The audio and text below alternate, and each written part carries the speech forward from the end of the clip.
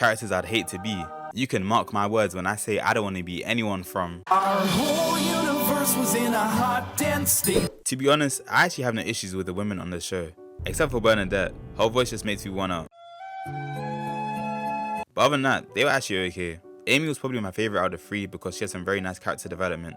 She went from being a female Sheldon to being an actual female. Now as for Penny, she went from being a bop to a bop of the ring. I know Leonard was hurting every time he saw a man that wasn't him leaving the apartment. I'm surprised he never got in the gym. And whilst we're on the topic of Leonard, I might as well do him next. Why are you? I've never seen a simp bigger than Leonard in my life. I don't know if people still use that word, but if they do, bro was a simp. I mean, I guess the method worked, but I don't get it. There's almost 4 billion women on the planet. Why is he putting Penny on a pedestal like she's the only girl in the world? I can tell you for free that if he just went outside and inhaled some fresh air, he would realize that there are plenty of females in this world that still wouldn't like him. Up next we got Howard, no PhD Wolowitz. And oh boy, can I give you reasons for why no one should ever want to be this man. Number 1, he lost his V-card to his cousin. What is this? Hyuga Clan. Number 2, what the flip is this fit? Not just his fit, but all his outfits. Howard be wearing a shirt with a turtleneck underneath and then flexing the most off-brand belts you've ever seen in your life. And he's wearing it all the time. I'm not saying he should dress like everyone else. By all means, be unique in your appearance. But this is where I draw the line. We live in a world that is run by laws, and I'm sure dressing like this must be against one of them. You couldn't pay me enough money to wear these abysmal fits that Howard was rocking with on the show. Alright, so maybe you can pay me. Speaking of paper though, here comes the money. This is gonna be a quick one. It took him 6 seasons to be able to speak to a girl without being under the influence.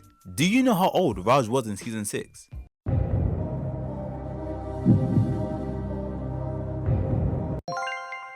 "31. That's 31 years of you not being able to speak to the opposite sex sober. The legal drinking age in America is 21. So that means for the first 21 years of his life, he didn't speak to a single woman that wasn't family. Imagine if you're Raj and you're in the midst of a life or death situation. The ambulance pulls up and all the paramedics are women. My dear friend, you are cooked."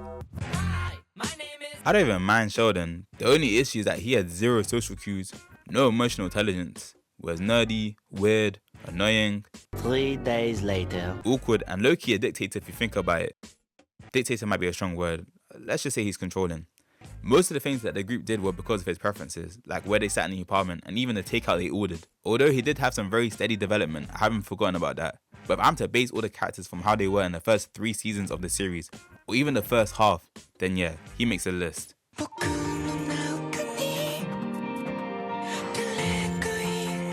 I just want to state that this isn't true for all shonen protagonists, but for the ones that get referenced a lot like the big 3 and any characters that fall into the same bracket, it's true. I'm gonna use Naruto as an example. Kid Naruto to be precise. The Naruto verse is pretty cool, I'm not gonna lie. Guys can walk on water, run up trees, use ninjutsu. Well, almost everyone. In other words, Chakra is quite versatile. But now I've got to ask the big question. Do you really want to be Naruto, or do you just want his abilities? I know niggas gonna be like, Naruto this, Naruto that. He doesn't want to be like Naruto. But let me open your eyes real quick.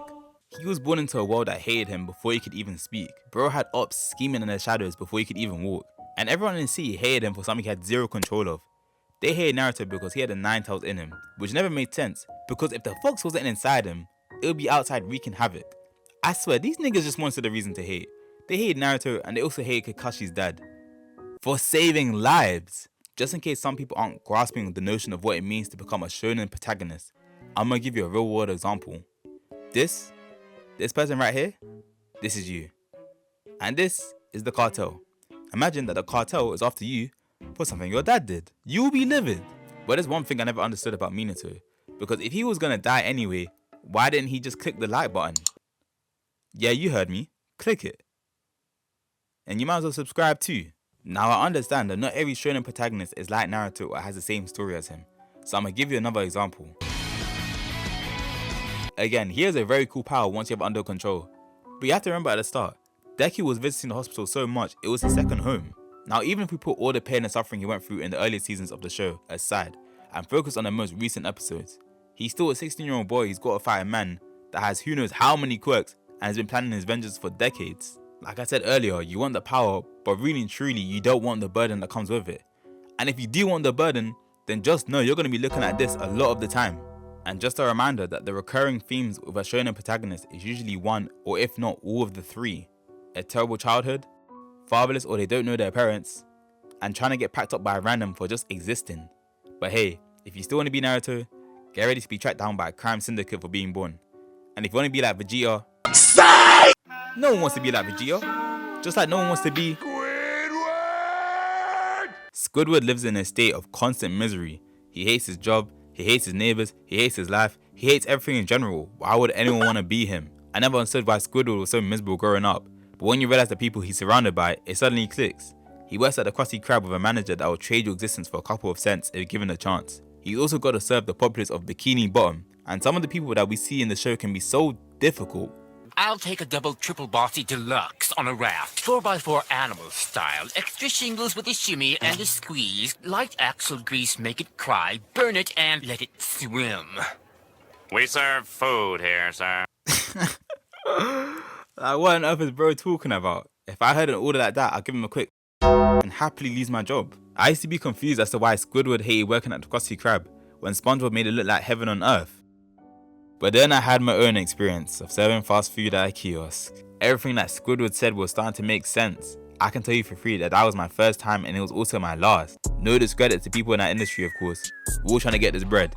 Another thing is that Squidward has to deal with SpongeBob almost every waking moment of his life. But don't get it twisted, I like SquarePants as much as the next guy, but that doesn't mean he hasn't got annoying features.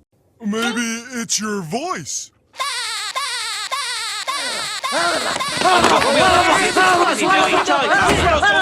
As I was saying, SpongeBob has been written to be a hindrance to Squidward.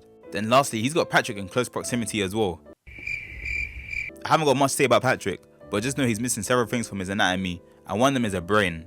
And to top it all off, his biggest op, Squilliam, is thriving in every aspect in life. And no one wants to see the ops winning. Squidward, my nigga, I hate it had to be him. Honorable mentions to Amy Schumer.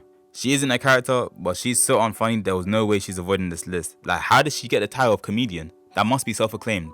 Guys use her stand-up performances to do a reverse try not to laugh challenge and still can't even force a chuckle to end the suffering. If you told me Amy Schumer was a torture method, I would probably believe you. Last honorable mention goes to Gon and Killua, simply because they have to deal with him. But yeah, as usual, that's all she wrote.